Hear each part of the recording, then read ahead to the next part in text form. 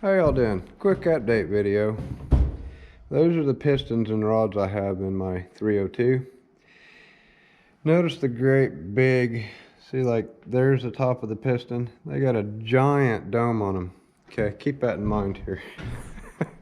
So, took the Sonoma for its first road trip, which was around the block and back to here, because it was running not so good, and couldn't figure out why it just wouldn't run right, and it was popping and banging and misfiring, and I was like, what in the heck is going on?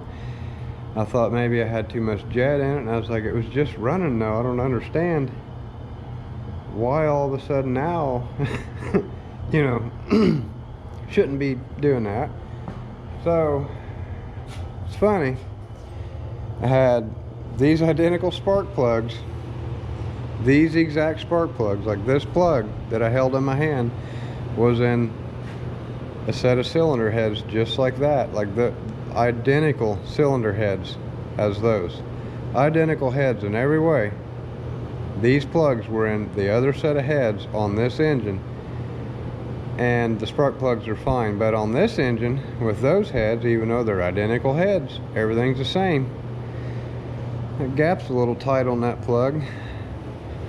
Look at a couple of these other plugs I pulled. Oof, that gap's really tight. Ooh, yeah. Ooh, ouch, ouch, ouch. Can't believe I did that. So apparently them spark plugs are hitting the dome of the piston. That's not good. It's not good. So totally freaking not good. I'm really hoping, like I have no way of knowing without pulling the heads off of it, if I damage the piston. Damn it. I'm looking at this and I'm seeing to where, okay, the dome hit the back side of this ground strap and it pushed it forward. It didn't smash it like this, it smashed it like this. You see what I'm saying? So luckily it didn't break nothing off in the motor so far. I've only got 4 of them out.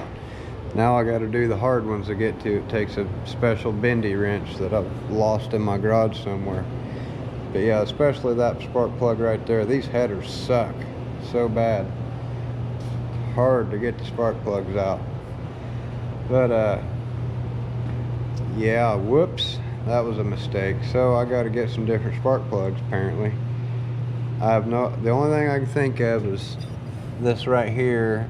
The hole where the spark plug goes into is kind of deep before the threads start. I think maybe they drilled them just a little bit deeper on these heads, just enough, because I matched these spark plugs to the other heads, and you can see kind of the carbon ring where it's dry on the end of the plug.